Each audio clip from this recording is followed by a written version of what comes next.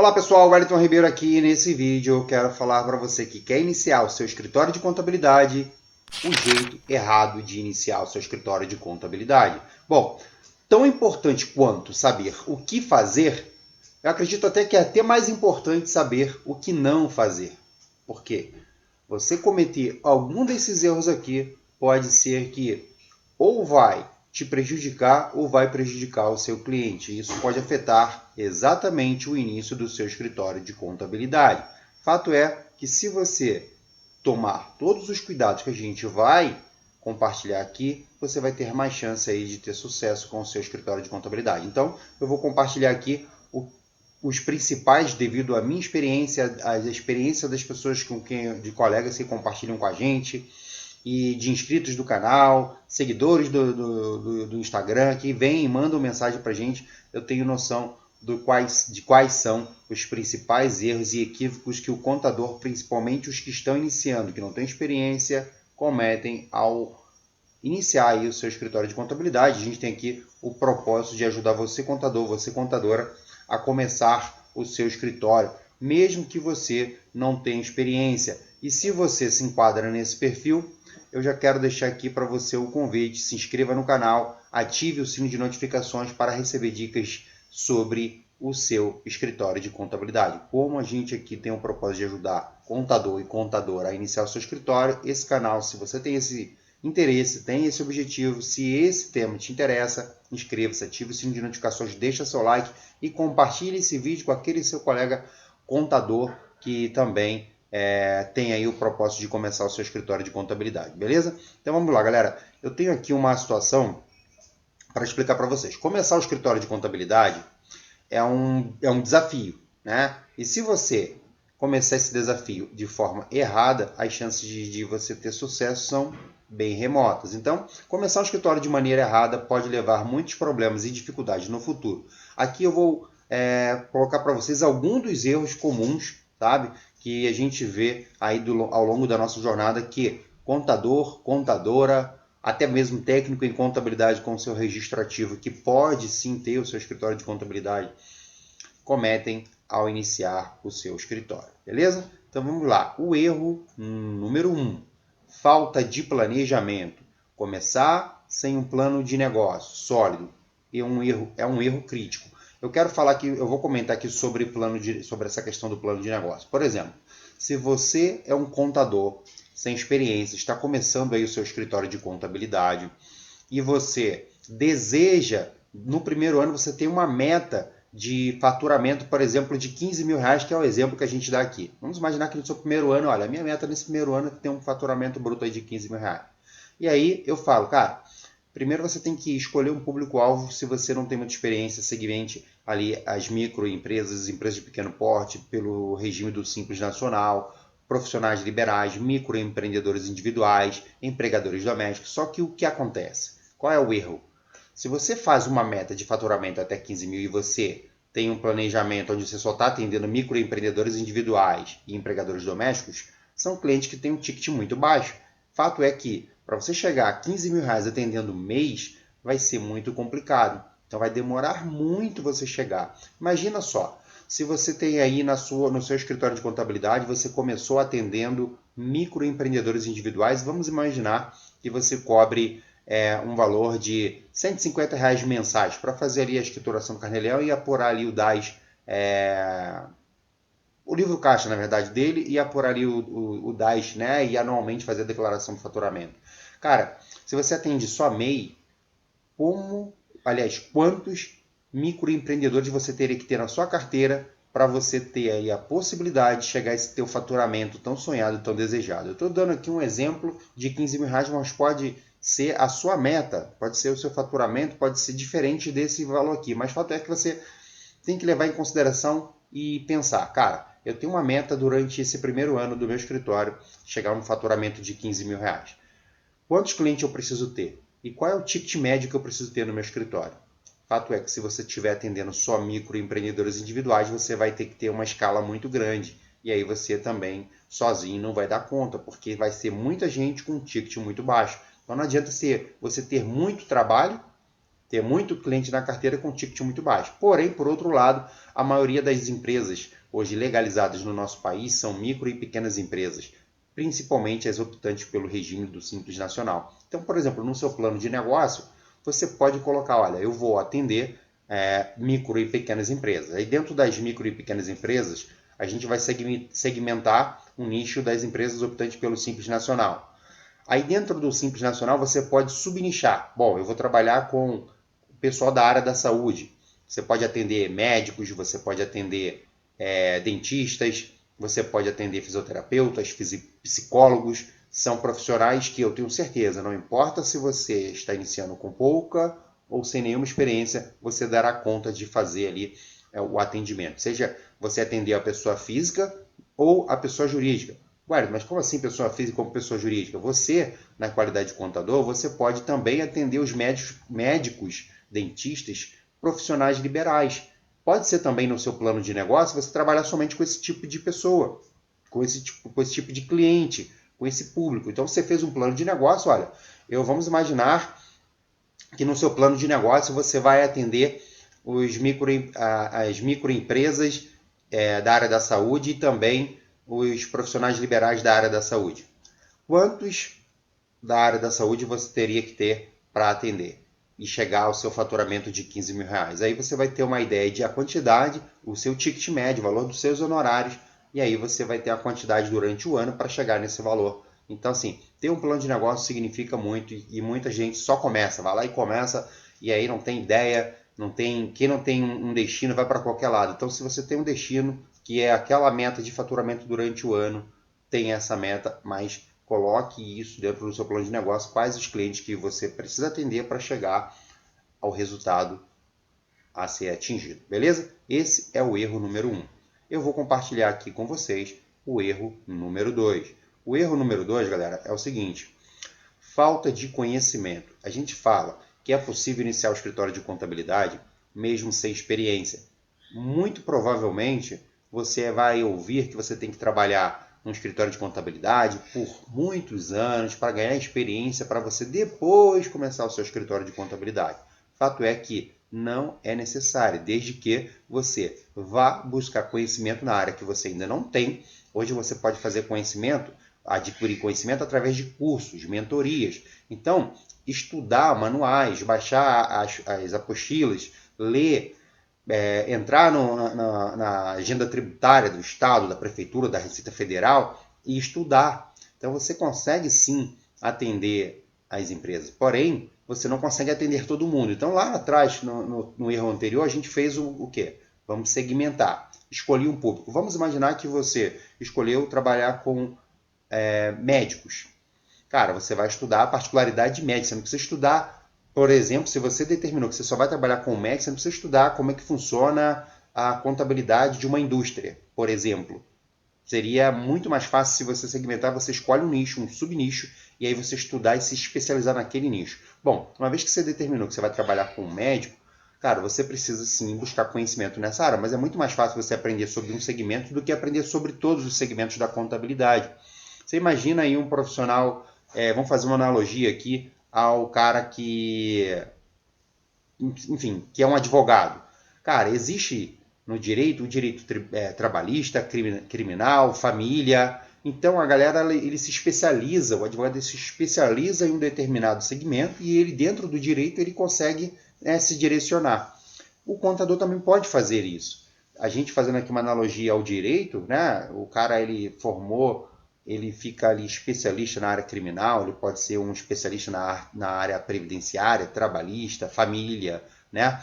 O contador pode ser um especialista, por exemplo, na contabilidade para dentista, para médicos, para fisioterapeuta, para profissionais da área da saúde, para profissionais liberais. Então lá atrás, quando você fez a segmentação, quando chegou nesse momento, é o momento de você fazer o quê? Buscar conhecimento e especializações para atender aquele público-alvo. Quando você define o seu público-alvo, você vai estudar, não pode parar de estudar nunca, você vai se especializar e depois qual é o efeito colateral disso? Você será reconhecido pelo mercado como uma referência. Quando você começa a falar para todo mundo, fica meio genérico.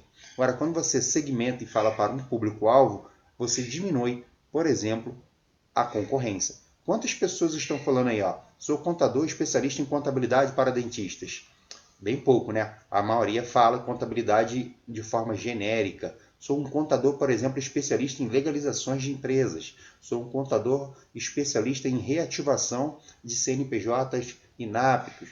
Sou um contador especialista em contabilidade para associações religiosas. Então, assim, buscar conhecimento na área do seu público-alvo, determinou o primeiro público-alvo. Depois vai buscar conhecimento, vai fazer curso, vai participar de palestra, vai baixar manuais, vai ver agenda tributária para você poder cumprir com as obrigações do seu público-alvo. Esse é o erro número 2. Erro número 3. Não fazer um estudo tributário para identificar qual é o melhor momento para você, contador. Isso aqui, galera, é ao vivo, tá? Não vou cortar não, vou deixar aqui.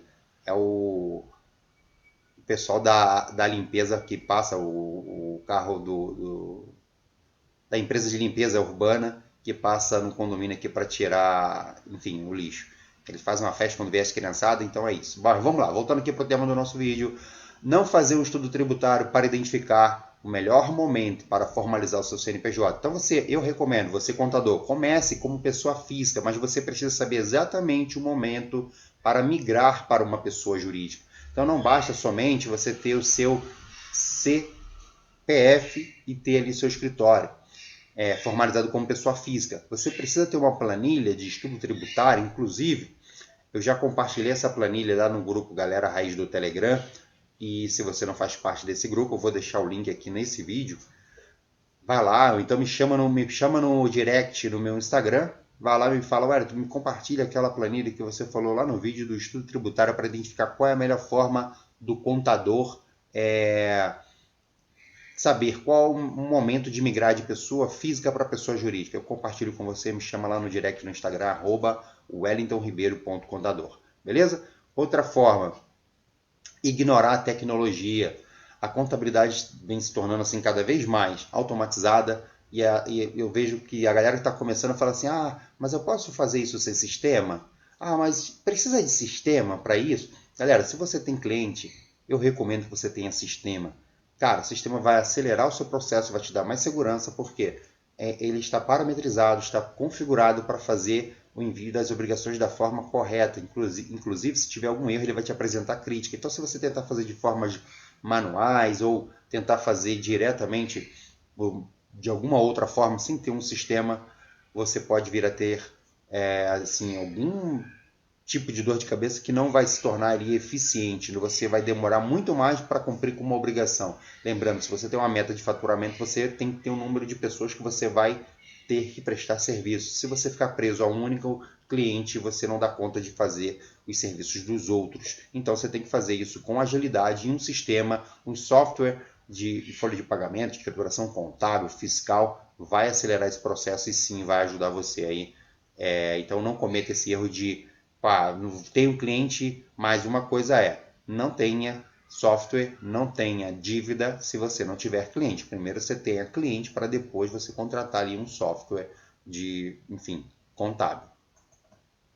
Um outro erro, galera, é a má gestão financeira. Sabe aquele ditado que fala casa de ferreiro, espeto de pau? É o seguinte, a gente sabe que o contador sempre orienta, como contador, a gente tem que orientar nossos clientes. Olha, não misture as despesas pessoais com as despesas da empresa. E eu vejo muita gente está começando, o contador que está começando comete esse erro. O contador, ele vai lá e mistura as despesas dele pessoais com o faturamento do escritório. E aí, cara, vira um problema sério. Depois você não sabe quanto você está faturando com o escritório de contabilidade, o quanto que os seus clientes te dão de receita bruta ou lucro líquido. Você misturou tudo. Você não sabe o que é despesa do escritório, o que é despesas pessoais. Inclusive, quando eu começo... Quando você começa, eu oriento que você comece até mesmo na sua casa. Não vai criar ali uma despesa com aluguel de sala comercial, por exemplo. E aí você vai mistura suas despesas da casa e não tem ali uma planilha. Ainda que você trabalhe como pessoa física, você tem que ter uma planilha separando as despesas do escritório e as despesas pessoais. Esse é um outro erro clássico. Ignorar o marketing, não investir no marketing, não construir uma presença online pode dificultar a aquisição de novos clientes. E principalmente a galera que usa, por exemplo, as redes sociais de modo privado e não fala para ninguém que você é contador, que você é contadora. Utilizar as redes sociais hoje é como você utilizar uma vitrine de uma loja para expor os seus produtos. Então, assim, é um erro, galera, você ter uma conta, por exemplo, no Instagram e você não fala para ninguém que é contador, está privada a sua conta, você não está colocando lá os serviços que você presta para quem você determina que o seu Instagram será ferramenta de divulgação. Por exemplo, você pode utilizar o seu Instagram e gerar conteúdo uma vez que você segmentou. Vamos imaginar que você vai ser ali um especialista em contabilidade para associações religiosas. E aí vamos falar que você, associações religiosas, você segmentou para o público de igrejas. Cara, você começa a gerar conteúdo para ajudar pastor na gestão da igreja dele, para ajudar ali o pastor, estou falando pastor, mas pode ser, enfim, né, o pai de santo, se for, não sei né, como é que funciona nas demais religiões, ou o padre, enfim, o líder religioso da associação que você determinar que vai trabalhar.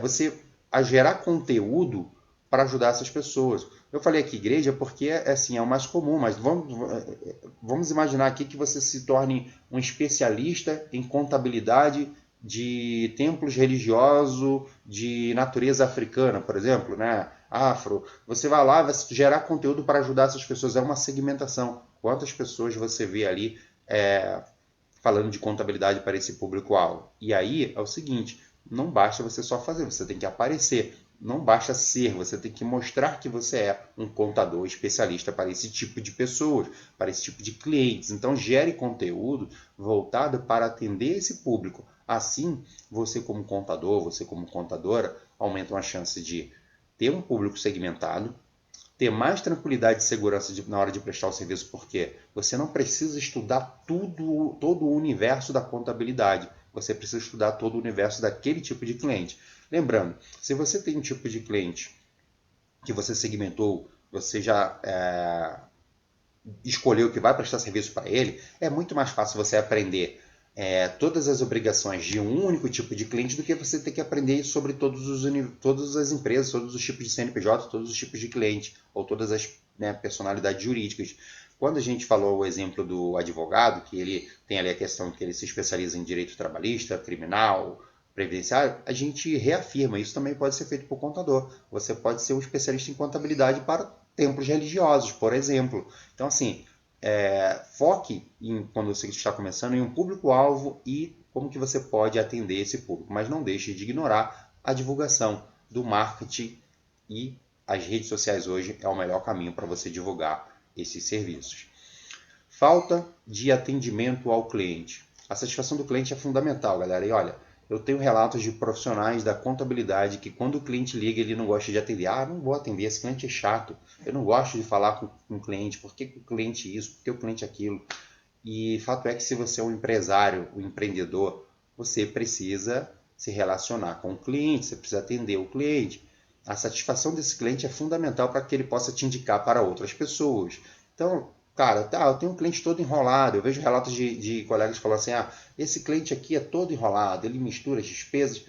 Cabe a você, como contador, orientar a forma correta. E você pode ser o cara que vai insistir, se ele permanecer. Você orienta, vamos dar um exemplo. Você orienta que ele não pode misturar as contas pessoais com as contas das pessoas jurídicas. E você, no papel de contador, deve continuar orientando, mesmo que ele continue fazendo errado. Você não pode parar de orientar. Você tem que ser a pessoa que, para ele, pode ser até parecer chata, mas ele não vai te trocar, ele não vai trocar você contador, você contadora, porque você está sendo chato por cobrar ele de fazer o que é certo. Você pode ser cobrado e ser trocado muito pelo contrário, né? De você deixar de fazer a coisa errada e não cobrar, e de repente vem um concorrente, um outro colega e fala para ele: olha, você nunca recebeu uma orientação do seu contador sobre o que deve ser feito, o que não deve ser feito, porque você está fazendo da forma errada. Aí ele pode virar e falar: poxa, é verdade, meu contador nunca me falou isso. Aí sim, ficaria muito mais feio para você. Então, se você é contador, você é contadora, presta serviços para um cliente, ele ligou para você, cara, atende. O cliente está com problema, é todo enrolado. Bom, Ajude a ele a resolver, a desenrolar. É a sua função, é uma das suas funções ajudar ele. Isso vai gerar autoridade para você, vai gerar reciprocidade perante esse cliente na hora de você pedir uma indicação para ele. Essa indicação vai ter muito mais chance de ser feita através da situação de que você ajuda ele. Isso vai gerar reciprocidade, você ajudou, gerou reciprocidade, ele meio que se sente na obrigação de também retribuir a ajuda que você fez para ele. Beleza? Então, faltar com atendimento ao cliente também é um erro gravíssimo. Como a gente falou na questão anterior, não pedir indicação. Não pedir indicação é um erro que a galera que está começando também comete, e é um erro clássico, um erro grave. E eu vou falar para você, o contador que está iniciando, ele por medo, vergonha, até mesmo por insegurança, não pede indicações. Muitas vezes eu recebo relatos de pessoas que têm parentes, né, familiares, empresários que prestam ali, que colocam as suas empresas para outras pessoas, para outros contadores efetuarem o serviço. E você, contador, você, contadora, poderia estar fazendo esse serviço para os seus clientes, para os seus familiares. E aí, por medo, por insegurança, por vergonha, você não oferece. Aí você fala assim, Alberto, na minha família é uma família que tem, sei lá, uma transportadora. Mas eu não sei nada de transportadora. Cara, vai fazer um curso e vai aprender, vai estudar as particularidades de uma transportadora. Fica muito mais fácil você estudar sobre um segmento do que você estudar sobre todos os segmentos. Então, você se especializando na área, né, da sua família, cara, quais são as chances de um familiar seu de indicar você para uma outra empresa do mesmo segmento? Eu estou falando familiar, mas amigo, até mesmo desconhecido. Inclusive, as pessoas que mais vão indicar você são pessoas que não te conhecem, que não têm grau de amizade, não têm grau de parentesco com você. É fato isso, tá? Historicamente falando, o que mais acontece é isso. Então, o fato é o seguinte: na hora de você pensar em começar o seu escritório de contabilidade, você tem que pensar que você não pode ser a pessoa que vai ter vergonha. Vergonha não vai pagar boleto e não deixar de pedir indicação. Indicação funciona desde que o mundo é mundo, sabe? Sempre funcionou e sempre vai funcionar. Porque as pessoas, às vezes, por insegurança, falam assim, eu quero um contador da minha confiança. Aí o cara, mas eu não tenho um contador. Não, mas o meu tio tem um contador lá. O meu amigo tem um contador. E aí, quando vem uma indicação de uma outra pessoa, esse cara se sente mais confortável do que ele simplesmente buscar um contador que ele nunca viu. Então, isso vai gerar nele essa questão aí de confiança e ter essa situação de, cara, esse profissional, esse contador, ele já presta serviço para um amigo meu, para um familiar meu, então eu posso confiar. Pede essa indicação. O melhor momento para você pedir indicação? O momento em que o cliente te agradece. O momento que ele fala assim, muito obrigado. Quando ele fala muito obrigado, é o momento para você pedir, né, a indicação. Outro erro clássico, tá? É falta de ética. Galera, quando eu falo falta de ética, eu vou explicar aqui o que eu quero dizer com isso. Às vezes você pega um cliente que ele veio de um outro contador, e aí o contador, né, enfim, por algum motivo ali não atendeu as expectativas desse cliente, aí o cliente vem falando mal desse contador. E vem falando mal, e vem falando. Bom, ele vai descarregar tudo em você. Cara, não caiam na pilha do cliente, sabe? De chegar e esculhambar o colega mesmo por conta disso. Porque aí você não sabe qual foi o problema que eles tiveram, você não toma partido nesse momento, sabe? Porque você não sabe o que aconteceu nesse relacionamento. Agora, se você entrar na pilha, não, realmente o cara fez errado. Cara, amanhã pode ser você. Amanhã pode ser você no lugar desse colega contador que está sendo assim bombardeado de crítica por conta do cliente. A gente nem sabe o que aconteceu no relacionamento entre eles. Então, assim, não tome partido. A sua responsabilidade é a partir da assinatura do seu contrato em diante. E você compartilhar, falar mal do colega, sem nem mesmo saber o que de fato aconteceu, tomar partido, julgar, eu acho que não é a coisa mais legal. Outra coisa, se tem um contador, presta atenção, tem um contador em contrato com um determinado cliente, esse cliente ele quer contratar você, cara, é importante que você converse com esse profissional, com esse contador, com essa contadora, se for assim possível, nem sempre é possível, mas se você tiver acesso ao contador anterior, converse, verifique o que aconteceu, qual é a situação onde, cara, ficou a desejar ali, ou se ficou algo a desejar, por que o cliente está trocando. Procure também entender o motivo pelo qual o cliente trocou aquele contador, se for algum equívoco da parte dele, para que você possa não vir a cometer também, né? Então, assim, mas não fale mal do colega, não julgue ele, não fale mal do contador para outro contador, para outro, né, para outro cliente. O fato é o seguinte: se o cliente teve algum problema com o contador, é o cliente e o contador anterior. Ou a sua responsabilidade, o que você deve fazer é um serviço com zelo, com qualidade, a partir da assinatura do seu contrato em diante. O que aconteceu para trás não compete a você, beleza? Então esse aí é mais um dos erros. Erro clássico também, eu gostaria de falar aqui, que é aquela bela história, né? Não fazer a escrituração contábil. Você é contratado como contador e é muito clássico isso. O cara não faz a escrituração contábil. Então, principalmente quem está começando, às vezes pega uma empresa, uma microempresa do Simples Nacional, já vi isso, tá? A pessoa já compartilhou comigo. Empresas do Simples Nacional não precisam de contabilidade. Tem uma empresa do lucro, aliás, uma microempresa não precisa de contabilidade. Um microempreendedor individual não precisa escriturar nada. O médico, pessoa física, a gente faz lá o imposto de renda anualmente, não vou fazer o carnê-leão.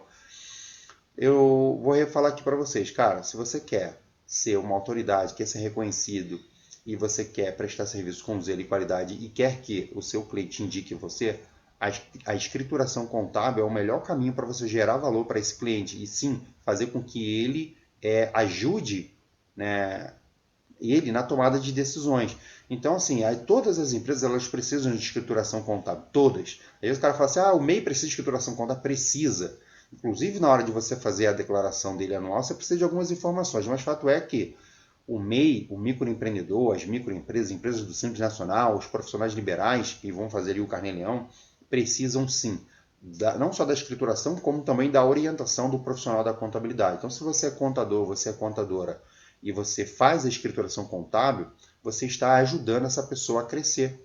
Se é um microempreendedor, você vai mostrar para ele, por exemplo, onde estão as maiores possibilidades de receita para ele, maiores possibilidades de redução de despesas, assim como uma micro e uma empresa de pequeno porte do Simples Nacional, que muita gente acredita que não precisa fazer a escrituração de contabilidade. O fato é o seguinte, todas as empresas, bota na sua cabeça, todas as empresas precisam, e você, na qualidade de contador, se você efetuar a escrituração contábil, você está ajudando o cliente e automaticamente estará ajudando você também. Beleza? Então faça aí a escrituração contábil.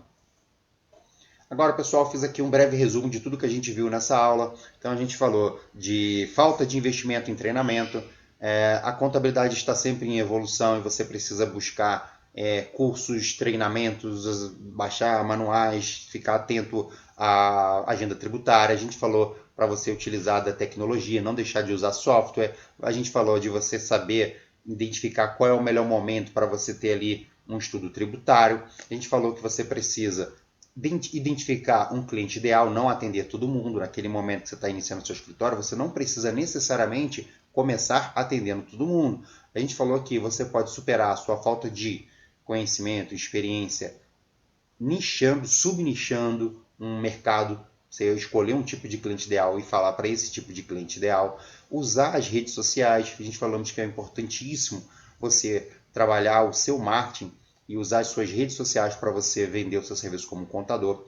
Nós falamos também da possibilidade de você pedir indicações. Falei também da importância da escrituração contábil, não só para o cliente, mas também para você na qualidade de contador, você contadora, quando você faz a escrituração contábil, você não está ajudando somente o cliente, automaticamente você está se ajudando. Eu falei também dos cuidados que o contador, que a contadora deve ter na hora de misturar as suas despesas pessoais com as despesas da empresa. Falei também para ter esse cuidado, né? E ter o cuidado também de não começar com dívida. Falei que você deve investir em software, porque a contabilidade está cada vez mais com mais tecnologia e você precisa sim ter essa questão de poder atender mais pessoas com menos tempo, e um software ele vai te ajudar. Falei também de você ter um plano de negócio, no qual você escolhe no seu plano de negócio, você tem uma meta de faturamento anual, e aí você vai segmentar um público, ou seja, um cliente ideal que vai te direcionar, te ajudar a chegar lá. E agora eu vou compartilhar com você, que ficou comigo até o final, uma dica bônus. Identifique na sua região qual é o melhor tipo de cliente. Eu vou dar um exemplo. Eu tenho um relato de um aluno que ele mora numa área rural e falou: aqui não tem muita empresa. Eu falei: não tem muita empresa, mas tem muito produtor rural. Por que não se tornar um contador especialista na área de produtor rural e ajudar os produtores rurais? E aí, fato é que assim eu estou falando aqui no caso de um cara que mora numa área rural. De repente você mora numa área que tem muitas lanchonetes, muitos restaurantes. Você pode se especializar em contabilidade para lanchonete e restaurante. Você precisa ver dentro da sua região também qual é a maior gama de clientes que tem e quais são as possibilidades de você prestar esse serviço para ele. Agora, se você gostou de alguma dessas dicas, deixa aqui no comentário. Eu quero saber o seu comentário, em que estágio você está. Você já começou o seu escritório? Você ainda vai começar? Você está planejando começar o seu escritório? Alguma desses erros aqui você, ao saber, não vai cometer? Deixa o comentário, deixa seu like, curta esse vídeo e me siga também nas minhas redes sociais, @wellingtonribeiro.contador. Vai lá e a gente vai estar aguardando por você e liberando caixinha de pergunta. Manda sua dúvida lá, terei o maior prazer em responder. Beleza, turma? Um forte abraço e até o próximo vídeo.